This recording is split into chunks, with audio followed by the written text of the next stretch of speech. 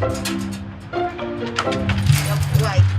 the beginning of the pandemic, we absolutely saw a spike in people ready to adopt. They were off work or working from home or had lower schedules, and so they said, okay, this is the time to bring in a dog. But we, in the past couple of months, have definitely seen some more returns. Unfortunately, animal shelters across the country are just full to the brim with animals that need to be adopted, animals that were either purchased or adopted during the coronavirus pandemic, but later were returned following financial struggles that the owners were facing or calls for them to go back to the office instead of working from home. And it's really breaking my heart. And so the reason why I'm covering this story is because if you are looking to have a pet in the household, please don't buy a dog, please, please. I know that people really, really like pure breeds, I get it. But there's so many wonderful dogs that need a home. Okay, so let me give you the details. So the number of animals entering shelters really began to climb in 2021 when the BBC report that you just watched a portion of came out. And that followed a dip in the very beginning of the pandemic. The dip was due to people adopting dogs, okay? And then the increase had to do with people returning a lot of the dogs that they either purchased or adopted. And adoptions haven't kept pace with the influx of pets, especially larger dogs. So Fortune reports that Shelter Animal Count, a national database of shelter statistics, estimates that the US shelter population grew by nearly 250,000 animals in 2023. That is so much.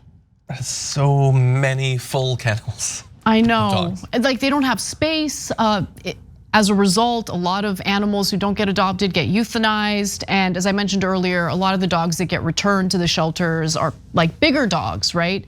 Pit bulls, mastiffs, Kaine Corsos. It really breaks my heart. Please adopt a dog.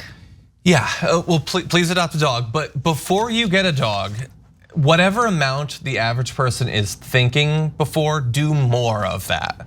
Especially if you're thinking about getting a big dog. Like, especially people who haven't had dogs before. They just think, oh, I like that breed. It's got a cool reputation or it looks cool. It really matters what breed the dog is. Like they can be a lot more difficult to deal with, a lot more difficult to walk, a lot more difficult to have other members of your family walk if it's a really big, really strong dog. They require more food, it's more expensive. Like. And I honestly think like a lot of people just want a companionship, so I get that. That should be largely a one-time thing, that big jump. But it's not like before the pandemic, we didn't have an issue of people like, like getting dogs that they couldn't take care of and all that. It just, especially, like I said this on TDR, especially guys. I don't think guys should be allowed to adopt dogs by themselves. Don't say if they're in a relationship, then maybe. If you get someone to co-sign for the dog with you. But alone, you should not be able to, because I've known a lot of guys who've gotten dogs for all the wrong reasons. And judging by the guys I see walking dogs around my neighborhood, if you're not even willing to pick up some poop, how good could you possibly be caring for that dog behind closed doors? First of all, people who walk their dogs and refuse to clean up after their dog, they're terrorists, okay? Please clean up after your dog. You should go to jail. I mean, I'd consider it for sure. I'm just kidding. No, but seriously, be considerate of your neighbors, be considerate of your neighborhood. Don't create a mess and then refuse to pick up after your dog. But aside from that, look, I think what ends up happening is, you're right, a lot of people don't understand or haven't really considered the responsibility that is required in taking care of a dog. They haven't done their research, they don't understand how much it might cost. So for instance, certain breeds need to be groomed regularly, that can be pricey. You might end up with a dog that has a certain diet that requires pricier food. So all of those things should be taken into consideration. But then I also want to be fair to people who have some sort of change in their life that they didn't expect, that forces them to give up the dog, which is also incredibly heartbreaking, right? There could be a sudden financial issue. They could lose their job and they just don't have the resources necessary to take care of the dog and pay for the dog's necessities. There's also issues with being forced to move. Let's say your landlord all of a sudden increased rent and you have no choice but to move, and it's incredibly difficult to find other landlords who are willing to accept tenants who have larger pets. So 100%, yeah, so I want to be understanding toward those people, but I also just want to encourage people who are considering a pet to really think about the cost associated with it, the responsibilities associated with taking care of a pet. So the shelters are beyond full. So some dogs, like this handsome boy named Kaine, who is available for adoption, by the way, have to share space with a shelter staffer in the office. And then Kaine is one of our office fosters, as we're calling it.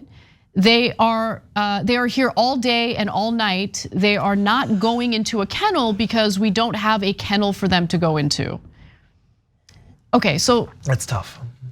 Charlie is not a big dog. Obviously, I had to make sure that I could have a dog of Charlie's size, and Charlie was luckily the size that was okay for my landlord. But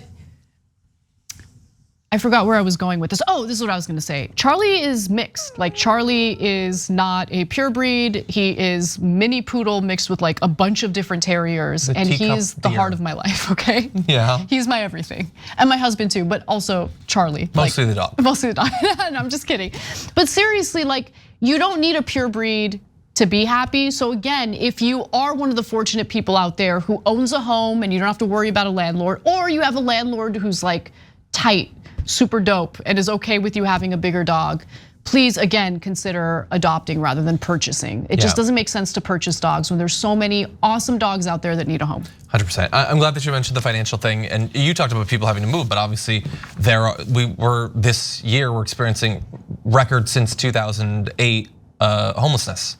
So yes, it's really difficult to deal with a dog when you don't have a home anymore. And so yeah, in some cases, it's terrible to give up a dog, but sometimes it's worse to keep it if you can't care for it. You don't have the money and the space and all that.